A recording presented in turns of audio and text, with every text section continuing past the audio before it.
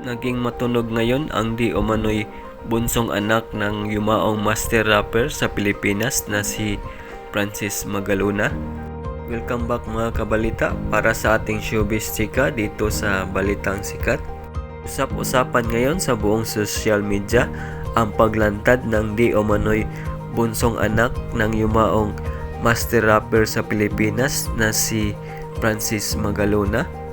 Pumutok ang balita nang i-post ng vlogger na si Bustoyo ang video sa kanyang social media account na kung saan pumunta ang mag-ina sa shop ni Boy Toyo upang ibenta ang memorabilia ni Francis Magalona.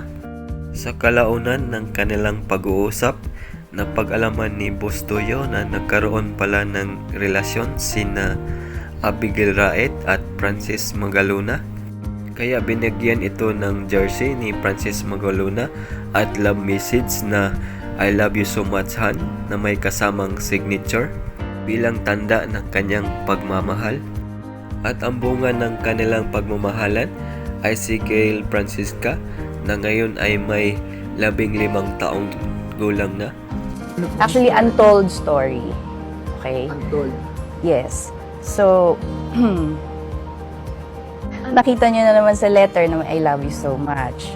So, meaning to say, may relationship. Okay? So, Relationship with Sir Francis. yes.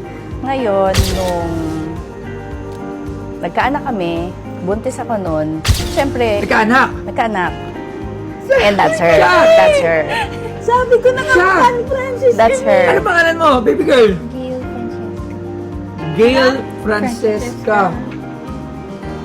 Bilang anak ni master rapper Francis Magalona, nakuha din ni Francisca ang talent ng kanyang ama na pagiging rapper.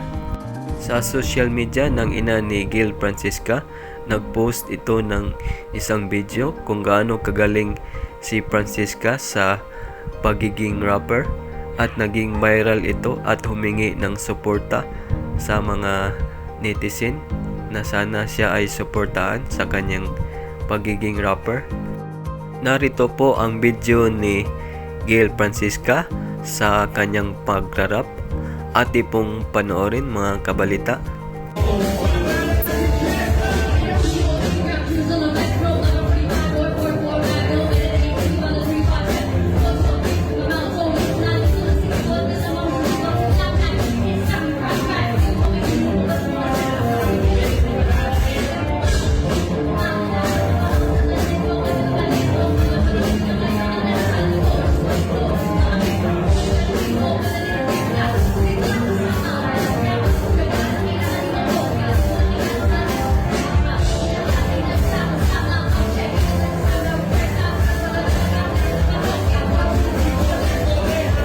So yan lamang po mga kabalita.